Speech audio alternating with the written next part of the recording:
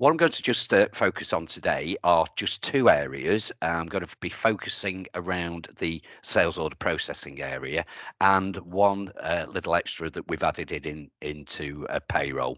So for those people who've got payroll, hopefully you might find that quite useful.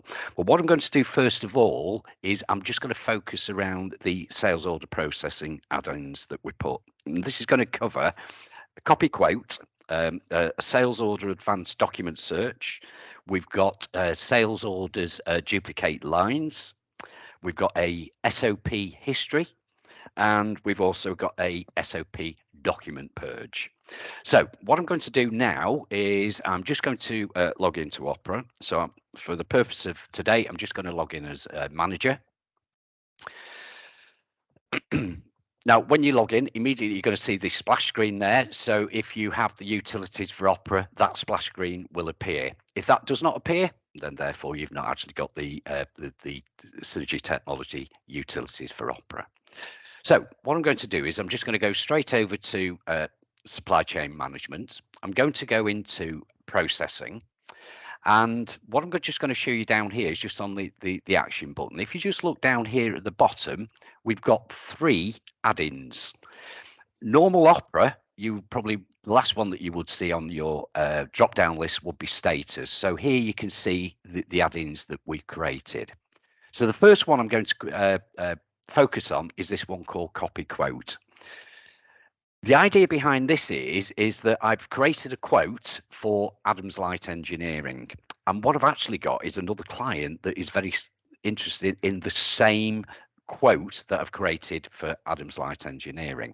So if I wanted to create that quote manually, what I'd have to do is go and find the account, create the quote, and then repeat that same quote. So what I'm just going to do is I'm just going to focus on this one here. So let's just do a quick view. Let's have a look at the lines that are on that quote. So what you're seeing is I've got one line, and that's 12 car mats. So I have another client who has actually contacted me. They're also interested in 12 car mats. So what I'm going to do is I'm going to copy that quote from Adams Light Engineering over to Bolton Computer Centre. So what I'm going to do here, I'm just going to go back to Adams Light Engineering. This is the quote that I'm interested in. So all I need to do here is just highlight the quote that I want to copy. So if I go to action, I go to quote copy, and immediately you can say which is the customer that I wish to copy this quote to. So if I just clear that out, and if I just put it, I'm just going to put in Bol for now. And what it's done is picked up Bolton Computer Centre.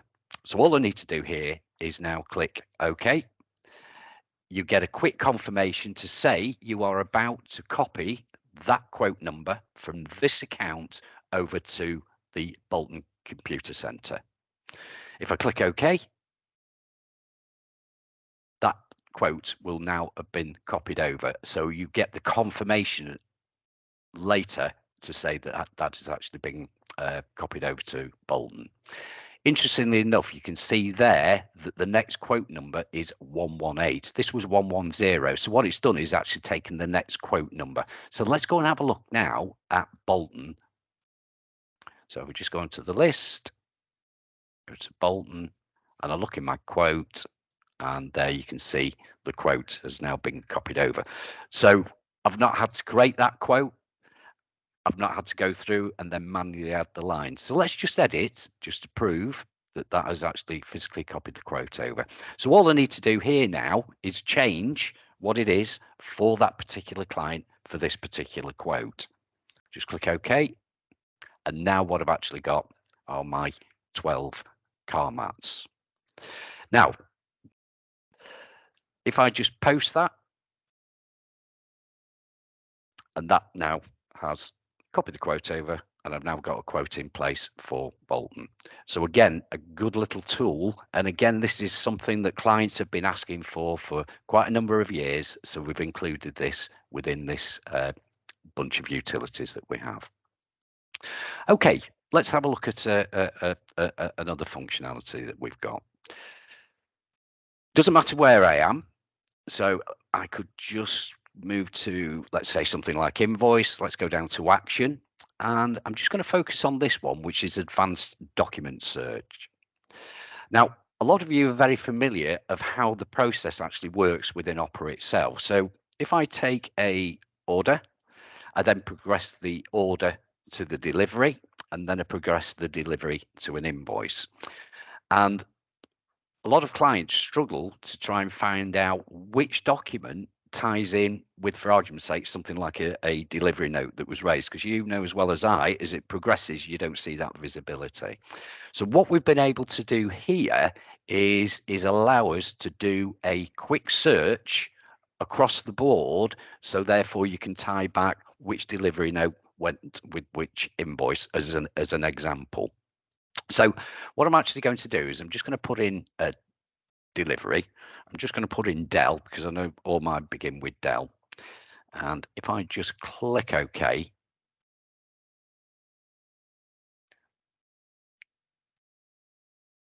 let me just do that again. Let me just try Dell again.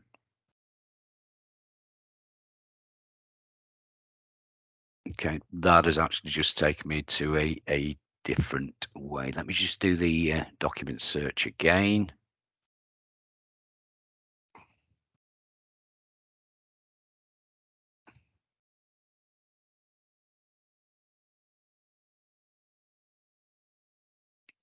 Just going to try a different way here. Let me just try with doc. Okay, not quite sure what actually happened there. Maybe it was a case that I hadn't actually put the correct detail in to do with the delivery reference. But what I've actually done here is literally just put a document reference in. So what you can see here is a breakdown of all the document codes that I've actually got. So what you see over here on the left hand side will be the repeat of where that document has actually been used. Because as you know as well as I, the document number is very unique to all the transactions that go through. So it's a bit like actually having physically an audit trail. So what this search allows me to do is that I can do a search on any of these references that I've got. So I've got either the sales order number. So again, I could put the sales order number in wherever I am on whatever client, and what it will do, it will go away and take you over to that document area, even though it's actually progressed on. The other thing that also I'm able to do is to do a search on customer reference. So this is where your customer has actually give you a customer order number. Could be a sales order number from them, or a purchase order number. So again, what I can do here is if I did a search on customer reference, I'm just going to put in 124. Let's see what that goes away, and there you can see it's actually brought me up a variety of documents. So with the reference number that I've got, obviously what I put in there, that's gone away and found out that obviously I've got these quotes that are in place. So that is a better way of trying to search, and what it will do, it will search right across the whole of the sales order processing database. Obviously, you've got things like credit notes as well, pro formas, customer references, as mentioned before, invoices. So again, you could just put an invoice number. You might not know who the client is, and it will go away and then just locate that invoice for you. If you get a result back, you can see I've highlighted this one there. If I just click OK, there's no record found on that. So the beauty of demo data that we got, but what it will actually do will take you immediately over to that particular account that we've got. So again, been quite a big request for a lot of clients where they want to search a little bit better across sales order processing. The other one that we've also added is this one called SOP history. Now, this is actually quite useful because when you're about to raise an order for a client, what you might find is that the client might say to you, hang on a moment, I actually ordered this from you quite some time ago, but I can't exactly sort of remember when.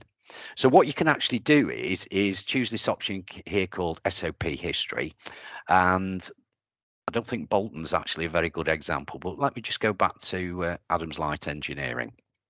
So if I just go to SOP history again, and immediately what you get is a detailed breakdown of what it is that that client actually bought from you.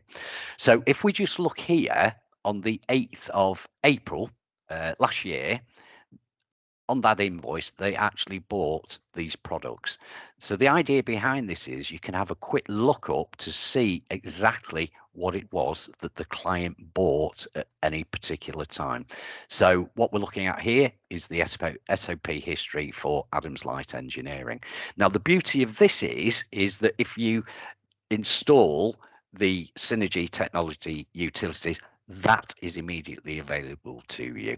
So the other plus point of this one is you don't have to go away to start to look at analysis, that sort of thing, or go through each individual invoice or order that you've got on the system to get the detail. So this immediately just returns that information back to you. So great, fantastic tool. And again, a lot of clients have said it would be great if Opera did this. We've included this within Synergy Technology Utilities. Okay, let's have a look at another little bit of functionality we've got. I'm just going to take this particular order here. What I'm going to do is I'm going to edit the order. If you look on here, I've got the CarMax medium. And if you just have a look at the action button, we've got replicate lines. Now, the reasoning behind this is that what you may find is you may have a client who wants the CarMax medium at different due dates. So what I can actually do here is duplicate that line so many times. So if I just choose replicate lines, and one of the questions is going to be how many of duplicate lines are required. So I'm just going to say 3. So for now, click OK. And just say yes to that. Obviously, it's checking on stop there, and we'll just proceed. Yeah, and so I was checking on stop. So now you can see I have now duplicated that line 3 times. So what I can do here now is go in, change my particular delivery dates. So I might want to go into May. Yeah, and again on here. Might not need 10 on that one. It could be 8, and again, just proceed on that. And it could be a different delivery date of June. So what this allows you to do is rather than entering each individual line, what you can actually do is duplicate the lines that you need on that particular order. Now, I edited that one. If I created a new one, I still get exactly the same functionality. So if I created a new order for CarMax Small and the client says, well, actually, I want 5 elements of that at different due dates at different quantities. Therefore, what I can do is duplicate the number of lines and then adjust that accordingly. Now, the other good thing also, I've still got SOP history on this tab as well. So what I can do is just run that, and immediately I can do that SOP history inquiry whilst I'm in the order. What I showed you previously is where I had the customer account up and I had the SOP history option there. So again, I've got this sort of added functionality that hopefully will just make that experience a little bit better for you. Okay, so let me just click OK on that one. Let's post that one. So you can see I've increased the value. So some great little tools there around the SOP processing area. Now, one other one that we've got is under utilities is this one called SOP document purge. Now, the reason why we put this under the utilities is because what this will actually do will purge documents which are quotes and pro formas, and I'm sure there's many of you out there that may have quotes that are going back donkey's years and pro formas that are going back donkey's years also. And you've never got round to that housekeeping habit of going through and deleting them, then running a SOP reorganization to remove them. So what this function actually does is allows you to purge those quotes based on date ranges. So if you just look here, I've got the start of this year to today, and I've actually got 12 quotes, and I've also got one pro forma. I should imagine if you change that date further back, I think you'll be quite staggered the number of potential quotes and pro formas that have never progressed within sales order processing. So what actually happens is that if I tick any of these options here, if I click OK, it says there are 12 quotes available for purging. Do you want to proceed? I'm going to say yes to this because this is demo data. I'm just going to say yes to that, and the purge is now complete. So what it's actually done is marked 12 records for deletion. And what you can see here is that we've got all those quotes. However, it does point you to say you will need to run the SOP reorganized to remove these records, because what it does is it flags those records for deletion. So they're not completely deleted at this moment in time. So if I just click OK, and what you would then run is your reorganization here. I can't do it because I've got another screen open, but a lot of you are familiar with the SOP reorganization, and what that will do its reorganization and then remove those old quotes and pro formas. So that will save a considerable amount of time if you're an organization that do raise a lot of quotes, and a lot of those quotes don't necessarily turn into orders.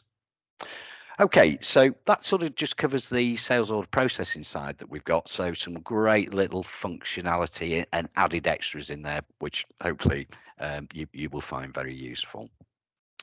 Now, one other one that I've got is for all you payroll people out there, is one called the payroll batch import.